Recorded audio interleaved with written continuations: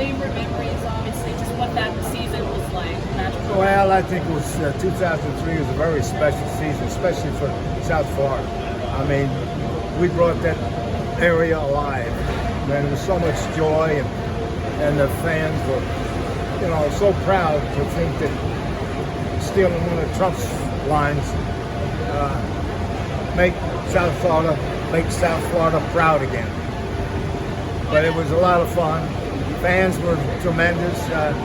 As I will mention today in the speech, that you were our 10th player, and the fans pushed us all the way. And I hope they'll do the same thing with this young, exciting team that they have here now. Do you see any parallels between? Yes, I do. I was saying that to somebody the other day. They kind of the way they're coming back.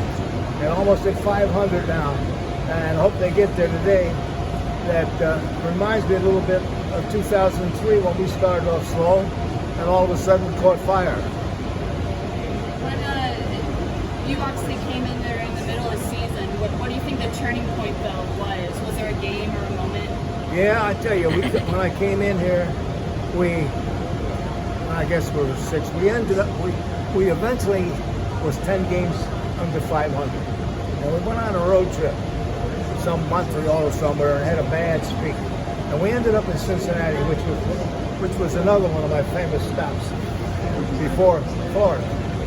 And we went in and swept the Reds. Brad Penny was supposed to pitch. He was warming up and he gets a blister and he can't pitch. And I throw in some relief pitcher. I forgot his name now. Phelps. I threw in Phelps to start the game. He threw, I think, a 1 or 2 hitter. And that kick started us up right until we started winning and had a lot of fun. Jack, in 2003 in the World Series, there was a lot of controversy when you made the decision of putting Josh Beckett to start the 6th game, and now with the way baseball's going nowadays, and they asked you, you said, I'm not going to wait for a 7th game, I'm going with Beckett. Well, in all due respect to Mark Redmond, our pitcher, who won 18 games, I think, we played the playoffs and the Cubs bombed him. We started one game against the Yankees bombed him. And he was the kind of pitcher that the Yankees would hit. Now we're down to we're going into New York, up 3-2, and it's Redmond's turn to pitch. And I said, I can't.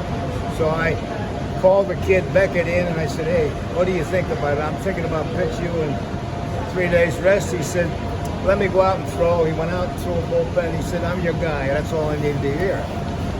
So I had made him. So now, being kind of politically correct, I went around and asked all the wheels in our organization, well, what do you think of him? Well, I don't know. I said, well, I don't care whether you know or not, he's going to pitch. So after he goes and pitches a shutout against the Yankees, oh, man, hey, I was with you all the way, yeah. Uh-huh. But it takes guts, because, let me see, I grew up in New York, and I was a Yankee fan. And the mystique with the Yankees is something that, hey, you get them in the 7th game of the World Series, something always good happens to the Yankees. So we're at game 6, and I said, hey, I'm not going to pitch somebody and hope that I can get to game 7. I'm going to go to game 6, and if we don't win that one, we at least got a chance for game 7. But I'm shooting the works. I want to end it now. Take us through when Beckett tags Posada on that last at bat. You're in baseball at that point, parts of 5 decades. What's the first thing that goes through your head when you finally see, oh my God, I just won the World Series? You went with Kansas City, or San Diego in '84, you were in Kansas City, Cincinnati. When I was manager and general manager of the Padres for those 11 years, Ray Kroc was the owner of the team. And his philosophy was, persistence is the key to success, and dreams do come true. So when when Beckett tagged Posada, the only thing I could think of was look up to the heavens and say, Ray, Rock, you are right. Dreams do come true.